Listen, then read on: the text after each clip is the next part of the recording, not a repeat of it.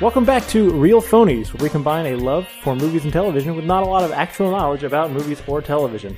I'm your host, Joseph, with me and our co-host, Ian. Hey, what's up, guys? And Hurt. Cacao! Oh, very nice. I stuck with it. I love it. I'm going to trademark that shit right now. Put it on a t-shirt. How would you spell that if you were going to trademark it? I think that would be CA-CAW. See, I was going K-A. Yeah, I was starting with a K also. You might be right. Because that is a pretty hard K at the end. So, in the new digs. In the new digs, in a new, a temporary recording location until we clean out the other room. But here we are. If you hear an echo, don't worry. That's temporary as well. Hopefully. And Christian will be joining us soon. He is stuck in traffic. Fucking first day of school, guys. Yeah.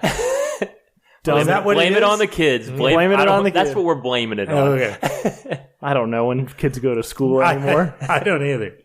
So anyway, we're going to start off with some of the news. What you got for us, Ian? Yeah, so kind of a light week, but there's a couple things we wanted to touch on. It's kind of a weird time of the year.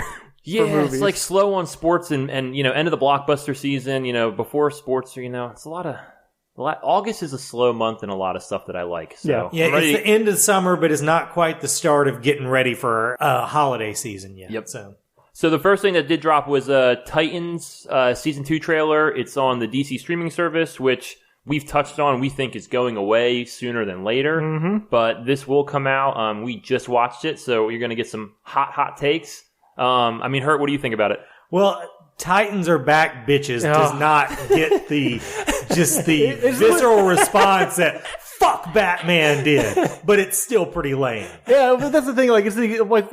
Have you not learned from the mistakes of your first trailer?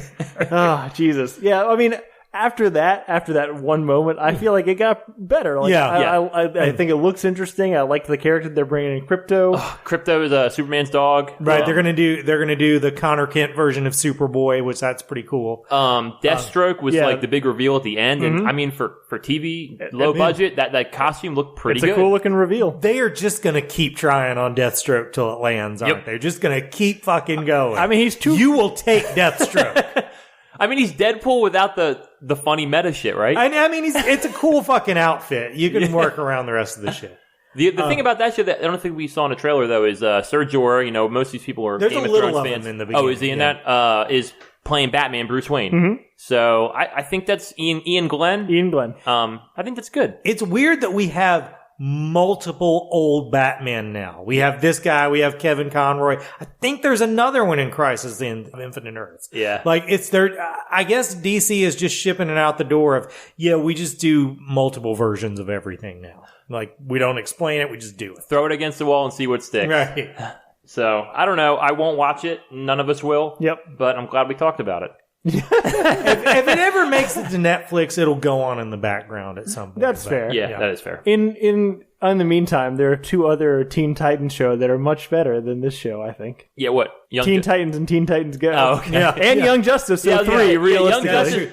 Young Justice is so much better at this, and it's pretty close. And the other two are still a little bit of a younger vibe. Right. Young Justice is very much this same vibe. Right. But just better. So you like Teen Titans Go? I do like Teen Titans Go. Because I hear, that's the awful one. We had a movie about it last summer, and it just looks fucking awful. Here's the thing. It's real fucking dumb, but it's funny. It laughs. It really pissed off the people who loved the original television show, because the original television show was threading that line of being a kid's show and kind of like a young teen show. Yeah. And they just backpedaled hard and did just goofy body, ridiculous humor. It's super clever, but it's also super dumb. It's Looney Tunes bullshit. That's what I mean. It looked like Animaniacs. It's very close to modern Looney Tunes, I feel like. Yeah, so that's definitely not for me, but hey, I'll take you guys' word for it. Next bit of news is fucking DB fucking Weiss and David Benioff, the D&D, the people who ruined Game of Thrones. Have you guys seen the thing where Seth Rogen just rails on those guys at Comic-Con? Yes. That's amazing. Yeah, so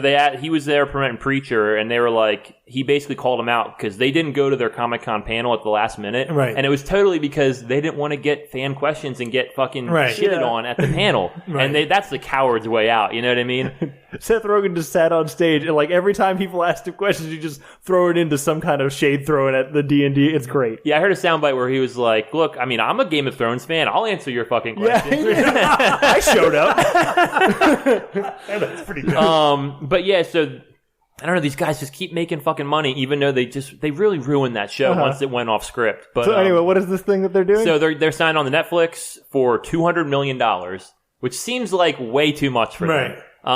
To produce stuff in Netflix. Because didn't Jon Favreau only got $100 million from Disney to do the Mandalorian, right? Yeah. So 200, so it's twice as much. I don't know. I mean, all I'm telling Netflix only should let them adapt other people's work. Right. Because they can adapt others people, they did good adapting the book, but man, they cannot come up with their own shit. Because, the other thing that they came up with that got trash is after Game of Thrones, they were going to do an HBO show called Confederate. Oh, yeah, the Civil War Which thing. is where, if slavery never got it was modern day slavery and, it never got, that's just, tone deaf to the music. Absolutely. You know what I mean? Yeah. It's bad. But my question with this is, do you guys still think they're doing Star Wars? Man, hopefully this gets them out of Star Wars, Well, right? I think they got kicked out probably. And my thing is, I'm not as down on the end of Game of Thrones as other people are, as we established in other podcasts. Yeah. But yeah, I don't think that those guys need to go for something smaller in scope, I think. Yeah. Or maybe even just split up as a team. Yep. I mean, Lucasfilm's she has a history of kicking people off once they do a bad movie, because Colin Trevorrow was going to do Episode 9. Right. And then he released Book of something. Book Henry. of Failure Book of at the box Henry, office. it completely bombed. Yours was better. Mine was accurate. And they got kicked off. Phil and Chris Miller and Phil Lord. Yeah. They got kicked off Han Solo. I mean, they haven't announced it, but I would imagine they're not doing Star Wars anymore. It's possible. I mean, I don't even think Disney knows what they're doing with Star Wars till they see if this next one's a hit anyway. Yeah. I think they're going to put Star Wars on ice for a while, which is probably good. But we'll see. $200 million, I don't know. Bad deal, but we'll see. Next is Quentin Tarantino. He did an interview where he's been doing a lot of interviews, doing press for Once Upon a Time in Hollywood. And he says, they're trying to figure out what are you going to do for your 10th movie. And the most recent thing he said is he would love to do a horror film, which I'm not a big horror film genre guy, but I do think that would be fucking cool. I mean, again, I think, Christian and I actually did do an episode on this, and then we lost it. But horror is another one of those genres, kind of like rom-coms, kind of like sports movies that are they're so formulaic that it's really easy to pump them out with no quality, and that's the 90% of horror movies. And I think good ones stand out, and they're worth seeing even if you don't like horror movies. Again, I love It Follows, and so I think there's room for that, because I think the genre definitely has more to offer, but most of the time it's your seventh Paranormal Activities or whatever your generic slasher films coming out. There was a good one this summer.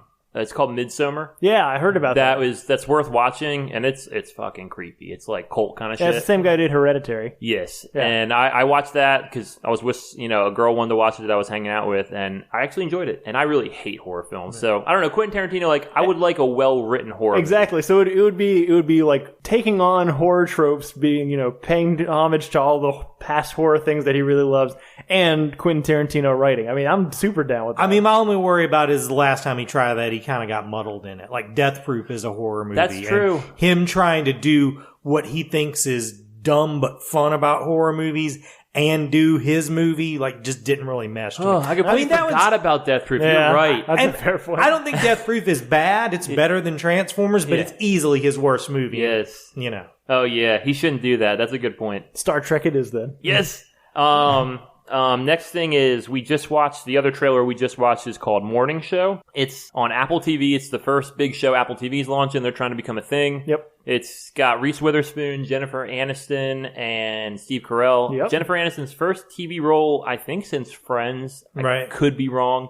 But, I don't know. I thought it was going to be a comedy. Yeah, when you came in and said about it, and you said those three people, even though I'm kind of over Steve Carell, I was like, that shit could be really funny. I could see those three people working together.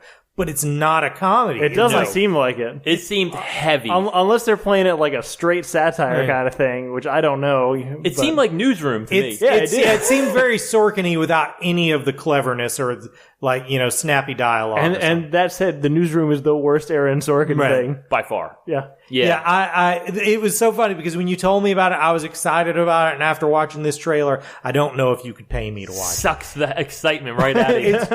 It's three people who tend to take themselves a little too seriously doing something that seems to be really serious. Don't think so. Yep. Super fair. I agree on all points. So yeah, well, we won't see it because we won't watch it. Also, then we have to get Apple TV or whatever the fuck that is. Yeah, is that it's like a Netflix service, or is that like... It's going to be, yeah. Oh, okay. Yeah, they're wanting to move into. Oh yeah, we didn't talk about. That's one of the things that got released since last week that we didn't talk about is the Disney Plus is going to be available as a Hulu add-on. Yep, and well, not just Hulu, ESPN Plus, yeah, Hulu and Disney Plus for $15. Which coincidentally is the same price as Netflix. Yep. So they are gunning for their fucking throats. Absolutely gunning for it. I mean, I have zero interest in ESPN, but Disney Plus and Hulu together sounds fucking dope to me. For $15, that's so cheap. Like ESPN Plus, the only thing is like UFC is exclusively showing their stuff on there now. So like I'm definitely gonna get that. I don't have Netflix right now. I got rid of it like a month ago actually because there's nothing on it. Yeah. So I'll probably will pick that up instead of going back to Netflix. Right. But yeah, I don't know. That's crazy. That seems too cheap to me, like too good to be true. Next is Quiet Place 2. Brian Tyree Henry dropped out of the male lead. Oh, no. And Djimon Hounsou. That's really butchered, but that's the charm. Man, that's the charm of the name. That was a really valiant effort. It was. The guy from Blood Diamond. Yep. And that's what I put on our Facebook post. That is an underrated fucking movie, and I love it. He's all you guys. If you're comic book people, hopefully you're watching this. He's in Guardians of the Galaxy. He plays Korath the Destroyer. And he's taken over that male lead. And I think he could do a movie where he's good. Speak. He's good in a lot of things. He's never not interesting to watch in a movie, even if the movie's not great. I'm sad about it. I like that Brian Tyree Henry was on the rise, though. I wanted to see him in more things. But. Well, apparently he was scheduling, so maybe he's got probably other cooler shit to do. But yeah, so I don't know. Who knows how the movie's going to be? But I like him, so we'll see. And then the next is Jupiter's Legacy, which is a Mark Miller project that Netflix brought Miller World, all their comic books, and Jupiter Legacy. I think it's going to be a TV show. Josh Duhamel starring as the Utopian. I don't know much about this. You know what? I know that of course Mark Millar wrote it. Frank Quietly, who's awesome, did the art. I honestly haven't read it, but I have it downloaded to read. It's it's sort of, I think it's like Game of Thrones meets Justice League, sort of like that. It's like a generational story of superheroes and stuff like that, but with a little more, Mark Millar has sort of like edgy, sort of sometimes to the point of being annoying vibe. So I can see this being really good. I can't remember if Josh Duhamel can act. Yep. Yeah. I don't think so. Apparently he's unrecognizable. He's got like a huge long beard. I guess the guy's old that he's playing. Right. But yeah, Josh Duhamel, who's in Transformers, I can't even remember what else he's from. That's bad. He's got a very forgettable face. I mean, if anything, this will make people read a comic book drawn by Frank Quietly, and that's fucking awesome. Yep. But other than that, I have no idea if it'll be cool. Mark Millar's done what? He did Old Man Logan. He's done Kick-Ass. What else is he? Wanted. All Kingsman? The Wanted that made it to screen had almost nothing to do with the Wanted comic he did. Same thing with Kingsman. His Kingsman's a lot different, but he was also really involved in the making of the first movie, I think. So, he's really good at writing comics that are really pitches to make movies. Yeah. And then the last bit of news is, due to the recent shootings, we're not going to get political here, but there was a movie coming out called The Hunt. Yep, which Blumhouse. Blumhouse, another one of these cheap horror movies made for like a fucking nickel. It was basically like a bunch of poor people get like dropped on an island, and like rich people are hunting them. I don't know if it's an island, but basically it's rich people hunting poor people. Yeah, and it's like very satires. Satire. Yeah, and it's like it's overly violent apparently. Yeah. So what I wrote in our Facebook is like, I don't want to see it. So it's really no loss. Right, doesn't affect. It's not releasing. I mean, I think it's dumb to blame movies for that kind of shit. But I mean, I don't mind that. The one thing I will say is we all agree video games and movies don't have anything to do with that. If this shit turns into, I don't get to see John Wick 4 or something that, I'll get fucking pissed. Yes. But as long as it's shitty movies like this, I don't care. But that's kind of why it's weird, is because I feel like if anything was going to make a big stink about it, it would be like a John Wick 4. Right. So like, why are you doing this with your tiny... Or like Deadpool 3, you know what I mean? I don't know. Yeah, Deadpool 3 seems to be catering to exactly the demographic that we should be afraid of watching these movies. Ain't that the truth? Yeah. If you like Hot Topic, we're worried about you. Yeah, this may could come back and bite me in the ass. This may be one of the when they came for the hunt, I said nothing, but type things. But I'm gonna go ahead and risk it and say my life's gonna be fucking fine without the hunt. Yep. And the other thing is, I don't like Hilary Swank.